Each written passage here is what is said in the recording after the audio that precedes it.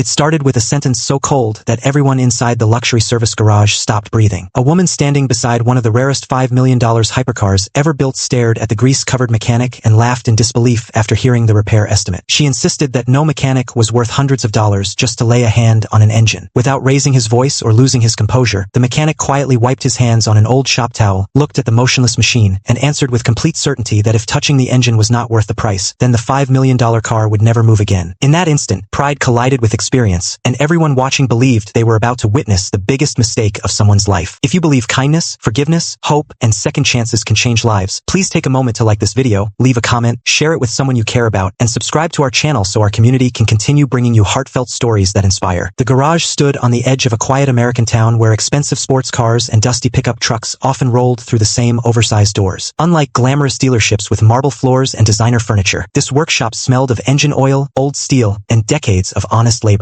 Every scratch on the concrete floor had a story behind it, and every worn tool hanging on the wall had earned its place through years of impossible repairs. The owner, Dale Whitmore, was a man few people recognized outside the automotive world. Yet, among master mechanics, his reputation bordered on legendary. He rarely advertised, never argued with customers, and never chased wealthy clients. He simply repaired what everyone else declared impossible. Dale's hands carried scars that no expensive watch could hide. Long before owning the shop, he had spent years living inside his old station wagon after his father's medical bills consumed every dollar the family had. His father had taught him that machines never lied. If someone listened carefully enough, every engine whispered exactly what it needed. After losing his father, Dale buried himself in work instead of grief. He studied engineering manuals borrowed from libraries, rebuilt discarded engines from junkyards, and slowly became the specialist people sought only after every dealership had surrendered. That warm afternoon, a convoy of luxury SUVs pulled into the parking lot, surrounding a gleaming silver hypercar that looked more like a spacecraft than an automobile. The car belonged to Isabelle Kern, the celebrated founder of one of the country's fastest-growing technology companies. Magazine covers praised her brilliance. Investors admired her confidence. Employees respected her impossible standards. She had built an empire before turning 40 and believed every obstacle could be solved with enough money, except this one. The hypercar had failed during a charity exhibition only hours earlier. Engineers flown in by the manufacturer had already inspected it and admitted they could not identify the fault without shipping the vehicle overseas, a process expected to take several months. Someone at the event quietly suggested Dale Whitmore. Isabelle disliked the recommendation immediately. She expected polished offices, digital diagnostics, and spotless uniforms. Instead, she found an aging brick building with faded paint and a mechanic wearing oil-stained coveralls. Appearances convinced her she had already wasted enough time. She listened impatiently while Dale examined the engine in complete silence. He used no computer for the first hour. Instead, he listened. He felt vibrations with his fingertips. He watched microscopic movements inside the engine compartment. He removed only 2 small panels while several luxury technicians had nearly dismantled the entire vehicle earlier that morning. Finally, he calmly explained that the repair would require specialized machining, handcrafted components, and nearly an entire day of precision work. His labor estimate alone came to $599. Isabelle's expression changed instantly. She smiled with disbelief, convinced she had been insulted. In her world, labor was measured by visible effort. Dale had barely touched the engine compared to the manufacturer specialists. She questioned why anyone would pay nearly $600 simply for someone to inspect a machine. The employees inside the garage exchanged uncomfortable glances. Dale never reacted emotionally. He simply explained that customers were paying for 40 years of experience, thousands of failures that became lessons, and the ability to recognize problems invisible to expensive diagnostic equipment. Isabelle remained unconvinced. She suggested finding another mechanic willing to perform the work for less. Dale quietly stepped away from the vehicle. He informed her that she was free to choose anyone she wished. However, until the underlying defect was correctly repaired, the car would remain exactly where it stood. The room became completely silent. Several assistants immediately began calling luxury dealerships across the country. One after another, the answers returned unchanged. No dealership guaranteed success. Some refused the repair entirely. Others estimated months of waiting. A few demanded transportation overseas before even beginning diagnostics. Hours slowly passed. Isabelle watched her schedule collapse as investors, interviews, and meetings required postponement. The inconvenience frustrated her more than the money ever could. Meanwhile, Dale continued repairing ordinary family vehicles without mentioning the hypercar again. An elderly widow arrived with an aging sedan that barely started. Dale repaired it quickly, accepted only half his usual payment after learning she cared for 3 grandchildren, and quietly slipped extra fuel money into her receipt envelope before she drove away. Isabelle noticed everything. Later that afternoon, a young delivery driver rushed in after his van overheated. Without asking about payment, Dale fixed a damaged cooling hose using spare materials already lying around the shop. The grateful driver offered every dollar in his wallet. Dale refused. He simply reminded him to get home safely. The CEO found herself watching the mechanic more carefully than her disabled car. His prices were firm. His generosity was even firmer. For the first time in years, she met someone who clearly understood the value of money without allowing money to define the value of people. Curiosity slowly replaced arrogance. Instead of leaving, she remained seated inside the waiting area. Photographs covered one wall. Some showed classic cars restored decades earlier. Others displayed smiling families beside vehicles they believed impossible to repair. One faded newspaper clipping described Dale rescuing emergency ambulances after severe flooding. Another showed volunteer mechanics rebuilding transportation for struggling veterans. None mentioned luxury cars. None mentioned celebrity customers. The greatest surprise came from an old framed photograph tucked into the corner. A teenage Dale stood proudly beside his father in front of a tiny wooden garage. Written beneath the picture were simple words: "People matter more than machines." Isabelle found herself staring at those words longer than she expected. She remembered her own father. He had owned a modest repair shop before illness forced its closure. During her relentless climb through the technology industry, she slowly convinced herself that success required leaving that humble life behind forever. Somewhere along the journey, she had begun measuring everyone by efficiency, appearance, and profit. She suddenly realized she had judged Dale within seconds of meeting him. The realization felt heavier than embarrassment, felt like regret. Quietly, she walked toward the workbench where Dale organized precision tools. She apologized sincerely for dismissing his experience and admitted she had confused confidence with wisdom. Dale listened without interruption. He accepted the apology with a small nod, neither humiliating her nor pretending nothing had happened. Respect, he believed, began when pride ended. Only then did he reopen the engine compartment. This time, Isabelle watched every movement with genuine interest. Dale carefully explained that the engine itself was almost flawless. The true problem hid inside a tiny custom machine synchronization component smaller than a person's thumb. One microscopic imperfection caused electronic systems to misinterpret mechanical timing, forcing multiple safety systems to disable the vehicle entirely. Millions of dollars in engineering depended upon a single overlooked flaw. He handcrafted the replacement piece using equipment older than many employees working at luxury dealerships. Hours later, the component clicked gently into place. Dale turned the ignition. For one breathless second, nothing happened. Then the hypercar awakened with a smooth, powerful roar unlike anything heard earlier that day. Everyone inside the garage instinctively smiled. The impossible repair had become reality. Isabelle stood motionless, not because the car worked, because she finally understood what she had actually purchased. She had never been paying for someone to touch an engine. She had been paying for the lifetime required to know exactly where to touch it. She immediately paid the full invoice without hesitation. Then she quietly doubled it. Dale noticed the amount before returning the extra payment. He explained that fair work deserved fair compensation, not guilt. Instead, he suggested donating the additional money to the Community Automotive Scholarship Fund he quietly supported every year for students unable to afford technical education. Isabelle accepted the suggestion. Within weeks, that scholarship fund expanded dramatically through an anonymous donation large enough to train dozens of future mechanics. She never attached her company name to it. She simply wanted opportunity to reach people like Dale once had been. Months later, Dale received an unexpected invitation to speak at Isabelle's annual leadership conference. Thousands of executives expected another presentation about innovation.